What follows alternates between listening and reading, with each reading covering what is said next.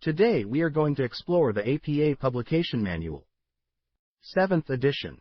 More specifically, we will look at the changes between the 6th and 7th editions and explore what this means when you write your student paper. Before we get into the nitty-gritty of the APA Publication Manual, let's look at the importance of grammar, punctuation, spelling, and format in general. Your writing skills, or lack thereof, help to form your image in the eyes of the reader. Poor grammar, punctuation, spelling, and format will all detract from your credibility and present an image you may not be happy with. If you want your work to be accepted by the reader, your grammar, punctuation, spelling, and format must be up to par. Remember, people are often judged by the way they speak. Authors are judged by the way they write. To gain the trust of your readers, you must write with the proper grammar, punctuation, spelling, and format. Communicating with others is critical. It is critical in your schoolwork and your job, and is most critical in building your career. The predominant methods for communicating are through the spoken and written word. We use our voice's volume, inflection, and tone to help convey our spoken message. The audience has an opportunity to view our body language or ask a clarifying question if they do not understand the message. However, volume, inflection, and tone are not available to us when conveying a written message. So, we must rely on grammar, punctuation, spelling, and format to help us get the message across to our audience. And most importantly, have that message understood by the readers.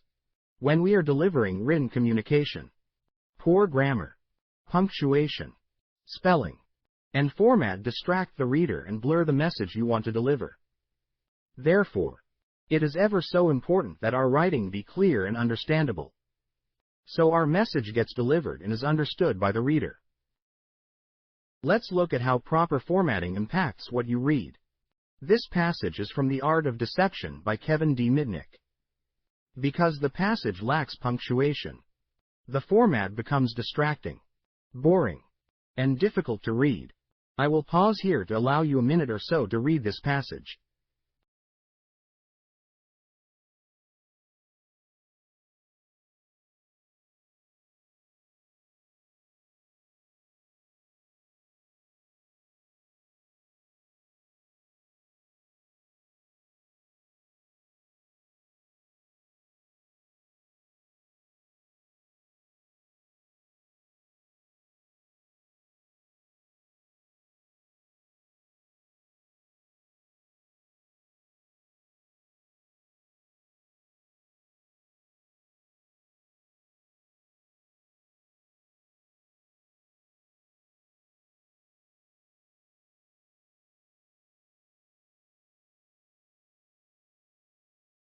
Now, let's look at the same passage, but with all of the author's punctuation, style, and formatting. Notice how much easier it is to read, and most important, how much is easier to understand. I will pause here to allow you a minute or so to read this passage with the proper punctuation, style, and formatting.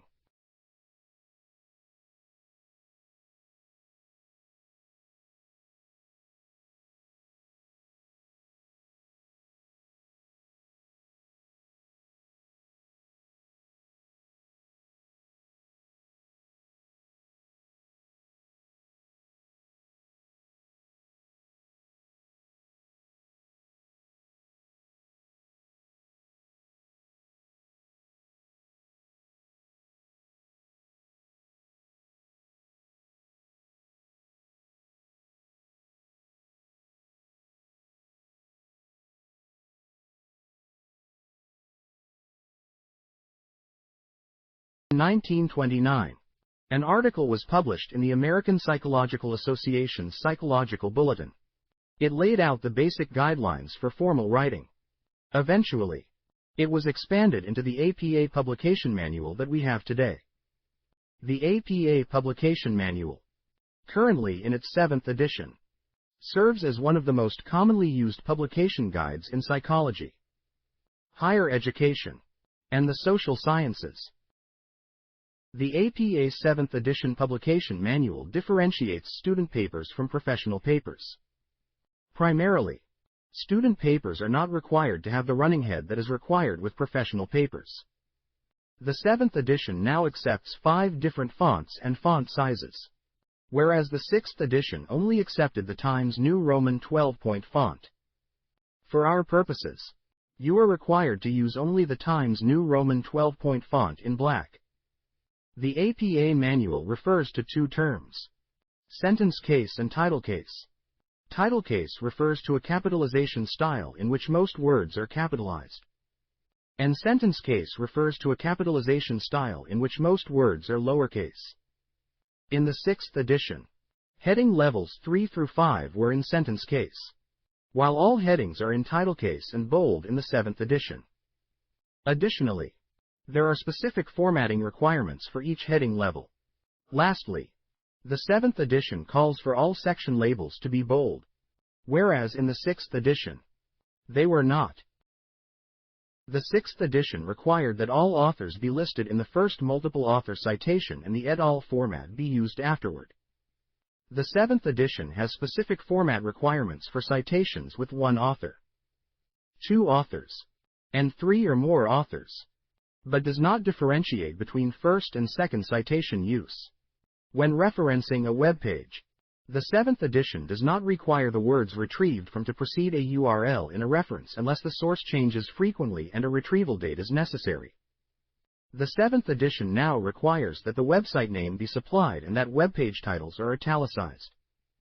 The most notable change in the 7th edition is that only 1 space is required following a period.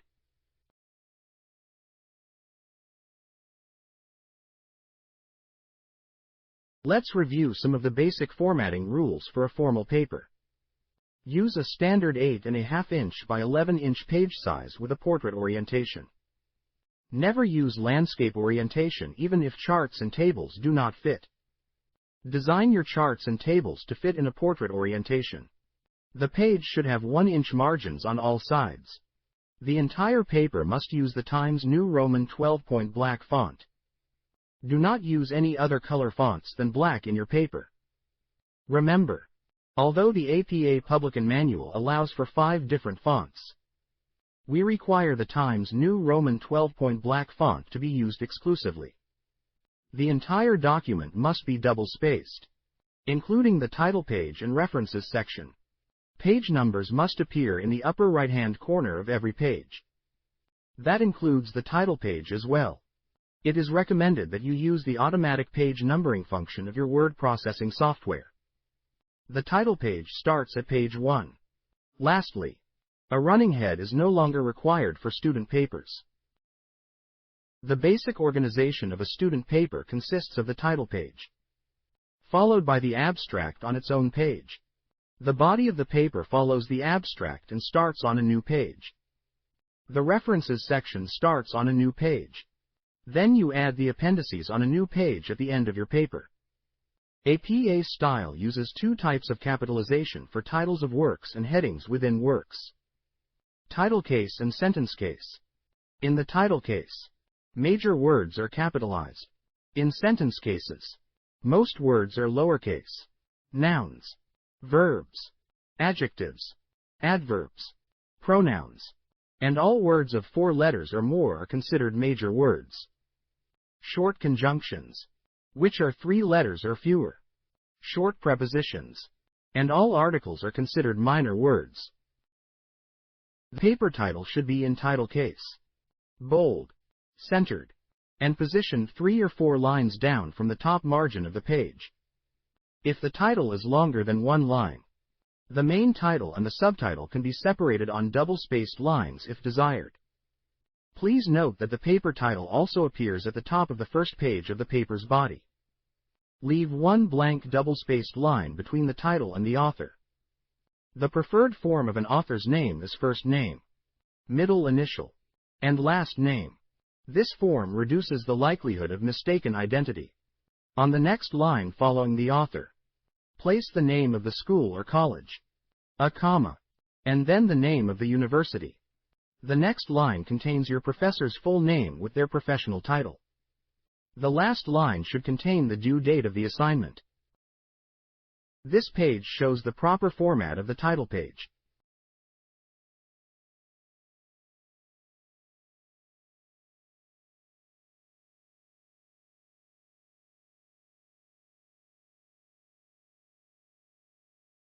The body will contain all the author's main points as well as detailed and documented support for those ideas.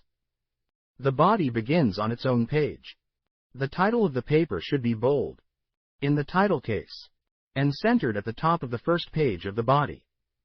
The unlabeled introduction follows the title. Do not use an introduction label or heading. It is understood that the first paragraph is the introduction. Body paragraphs have a half-inch indent at the start of each paragraph and are aligned left. Headings. All headings are bold and in title case. Each heading is used as a subheading of the level above. If using only one level of heading, use level 1.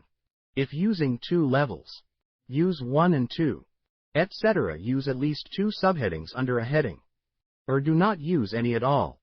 Level 1 headings are centered, and the text begins on a new paragraph.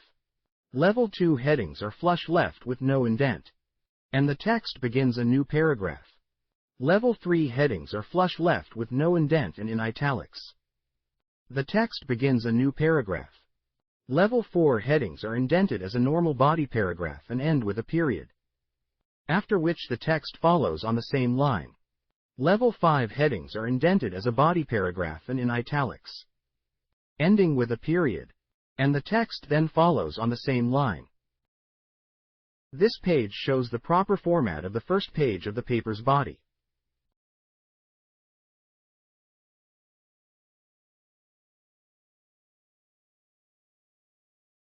Your reference list should appear at the end of your paper. It provides the information necessary for a reader to locate and retrieve any source you cite in the body of the paper. Each source you cite in the paper must appear in your reference list. Likewise, each entry in the reference list must be cited in the text of your paper. Start the reference list on a new page after the text and before any tables, figures, and appendices. Label the reference list references, capitalized, in bold, and centered. Do not underline or use quotation marks for the title. And above all, use the label references, not works cited. Arrange the sources in alphabetical order using the first word of the reference. Double-space all reference list entries, including between and within references. Use a hanging indent for all references, meaning that the first line of each reference is flush left, and subsequent lines are indented by a half-inch. Use the paragraph formatting function of your word processing program to automatically apply the hanging indent. It would be best if you considered taking advantage of the Microsoft Word built-in referencing and citation functionality to handle your references and citations. It will automatically format your references in a PA style as well as help you manage your in-text citations. Remember, each work cited in the text must appear in the reference list, and each work in the reference list must be cited in the text. This page shows the proper format of the reference list page.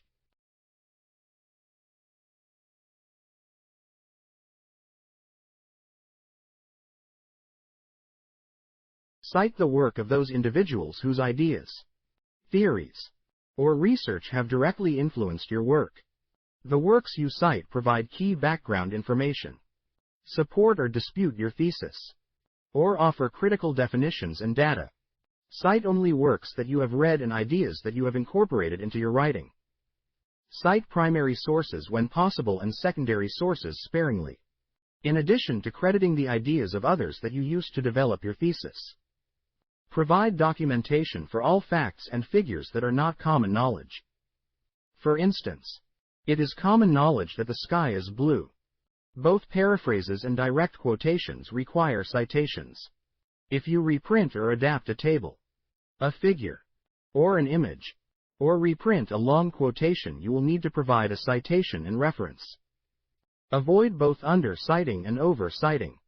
Under-citing can lead to plagiarism and/or self-plagiarism, even when sources cannot be retrieved, such as with personal communications. You still need to credit them in the text. Oversighting can distract the reader.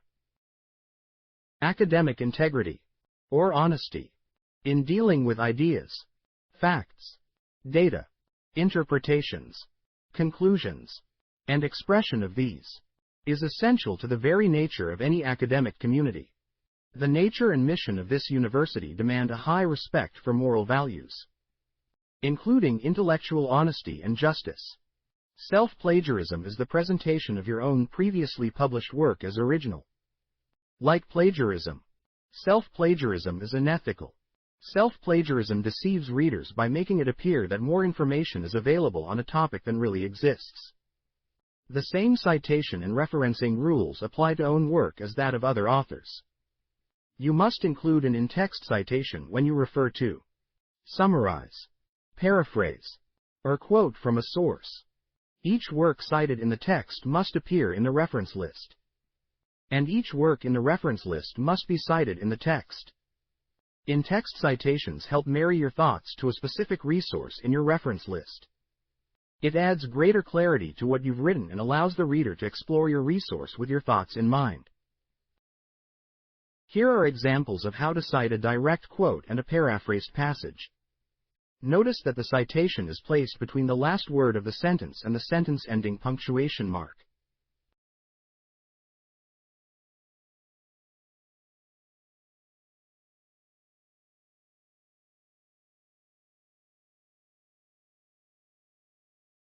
When citing multiple works, place the citations in alphabetical order, separating them with semicolons. Listing both in-text citations and reference list entries in alphabetical order helps readers locate and retrieve works because they are listed in the same order in both places. Arrange two or more works by the same authors by year of publication. Place citations with no date first, followed by works with dates in chronological order. In-press citations appear last. Give the author's surnames once. For each subsequent work, give only the date. In the case of multiple works in which some author names have been abbreviated to and others, place the citations in chronological order regardless of the order in which they appear in the reference list. An interview is a dialogue or an exchange of information between people. Interviews used as sources can be classified into three categories: published interviews, personal interviews, and research participant interviews. Here are three examples for citing a personal interview: a person-to-person interview, an interview over the telephone, and an interview by email.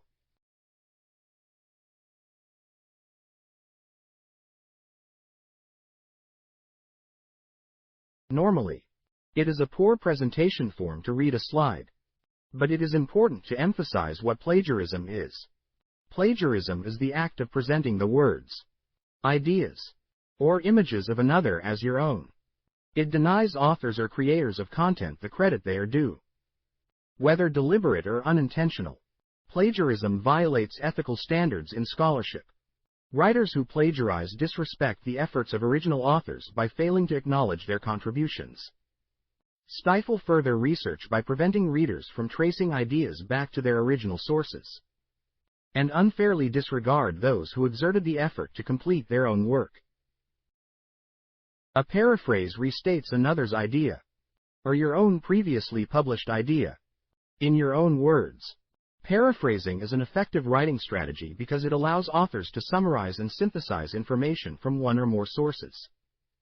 Focus on significant information, and compare and contrast relevant details.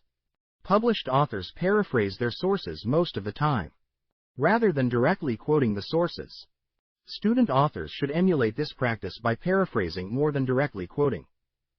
Be sure to use a professional tone when describing a concept, idea, or finding in your own words, and make sure you properly cite and reference the work that you paraphrase. Please note that paraphrasing does not mean removing the quotation marks from that which was copied from the source. Here is an example of a passage that was taken from a source and successfully paraphrased. Notice that the original source text has been restated in the author's own words.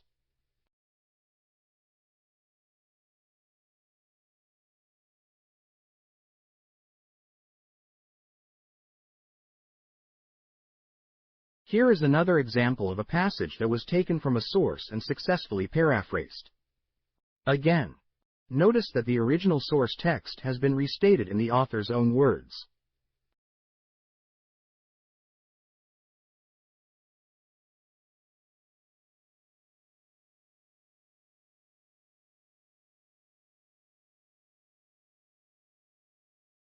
If a quotation contains 40 words or more, treat it as a block quotation.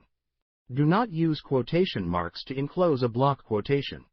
Start a block quotation on a new line and indent the whole block a ½ inch. From the left margin, if there are additional paragraphs within the quotation, indent the first line of each subsequent paragraph an additional ½ inch. Double space the entire block quotation. Do not add extra space before or after it. Either cite the source in parentheses after the quotation's final punctuation or cite the author and year in the narrative before the quotation and place only the page number in parentheses after the quotation's final punctuation. Do not add a period after the closing parenthesis in either case.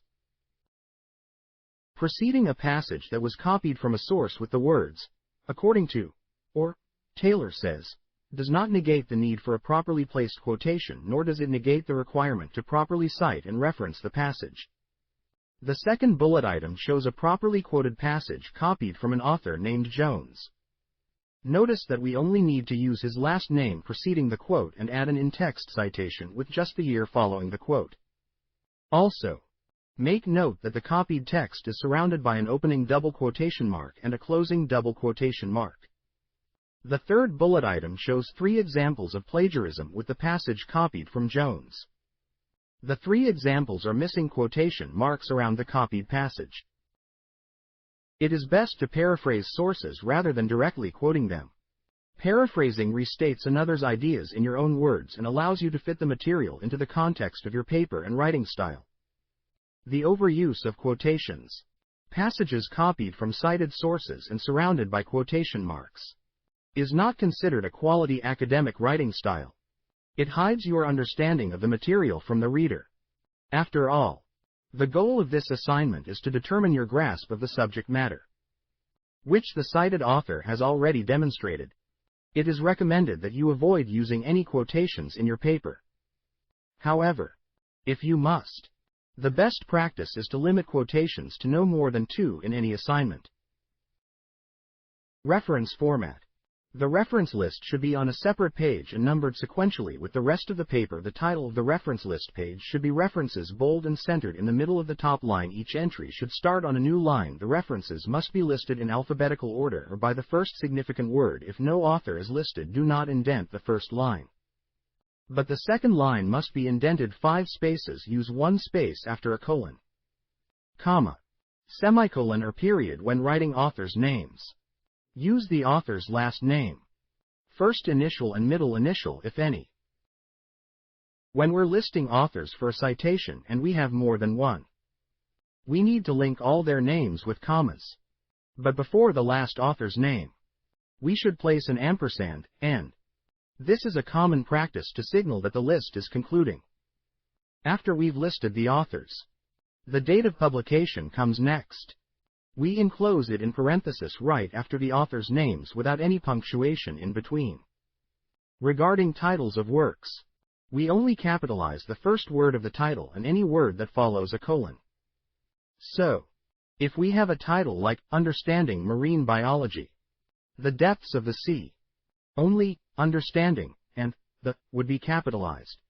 Now, if we're citing a larger body of work, like a book or a journal, we need to italicize its title. This differentiation helps readers quickly identify the type of source we are referring to. Volumes are important, especially for periodicals. If our source is part of a numbered series, like a journal, we include the volume number in our citation, right along with the title, separated by a comma. When it comes to the date of publication, we must spell out the full name of the month, avoiding any kind of abbreviation. This makes the citation clear and understandable regardless of the reader's background. Finally, we list all the pages we've referenced. It's crucial to include the entire range for continuous pages. like 46 to 47, and to list non-sequential pages separately, just like 32, 46 to 47. This specific detailing helps readers find the exact part of the source we use. Remember to double-check every detail to ensure it follows the guidelines precisely. Here we show examples of references with 1 and 2 authors.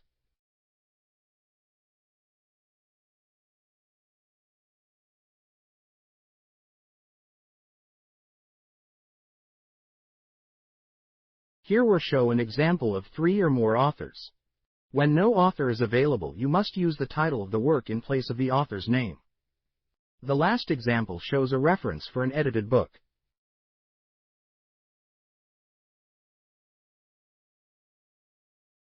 Here we show examples for referencing a journal article, a magazine article, and an encyclopedia or dictionary.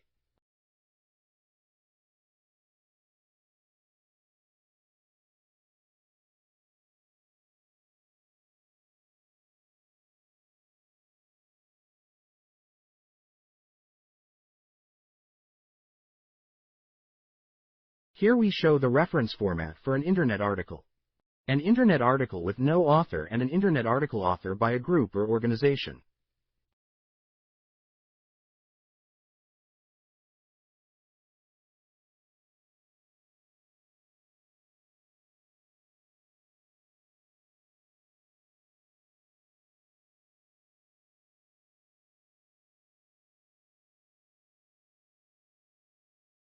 Purdue University has an online writing lab called OWL that has a wealth of information regarding a PA's style and formatting.